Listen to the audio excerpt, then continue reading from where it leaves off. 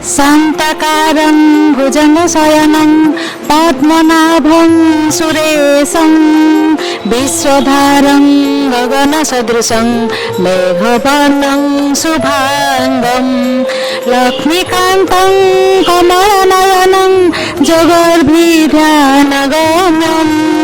वन्दे विष्णु भवभयहरं सर्वलोकैकनाथं सर्वलोकैकनाथं।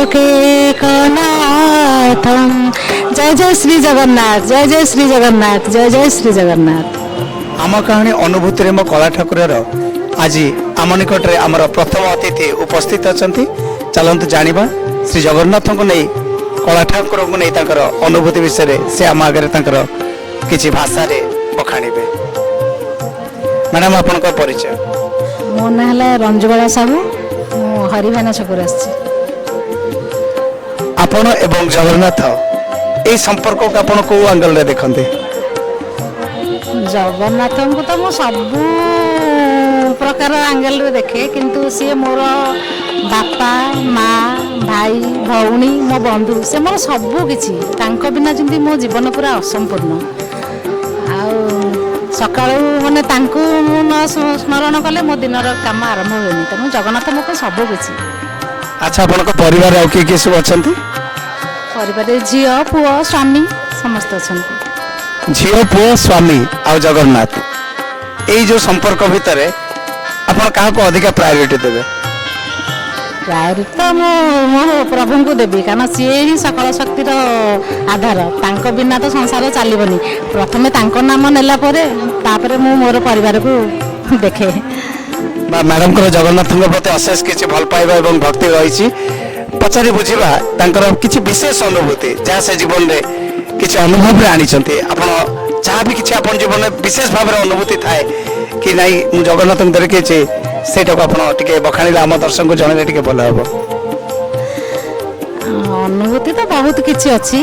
एबे रिसेंट मु जाइतिली पुरी जगन्नाथ मंदिर, सेठी दीपर टाइम होते पहड़ पड़ी थाए, मो मंदिर भीतर को गली आंठू मारिकी भगवान को मैंने बहुत कांदिकी डाकिली, कहली प्रभु सब मत कहीं रोग दौरान मुझे सब रोगरे पूरा सब रोग मत छाड़ूनी के कहली प्रभु मत एतिक कर, मत मो देहर सब रोग नहीं जा, मत सुस्थ कर दियो।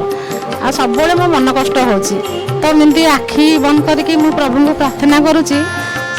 अचानक किए जड़े माने गोटे गेड़ा है कि जड़े ब्राह्मण आसिकी मो मुंडर पूरा हाथ रखिदेले, कहले माँ तू व्यस्त होना, तोर सब भल होने यही ठाकुर छड़ा तुलसी ने।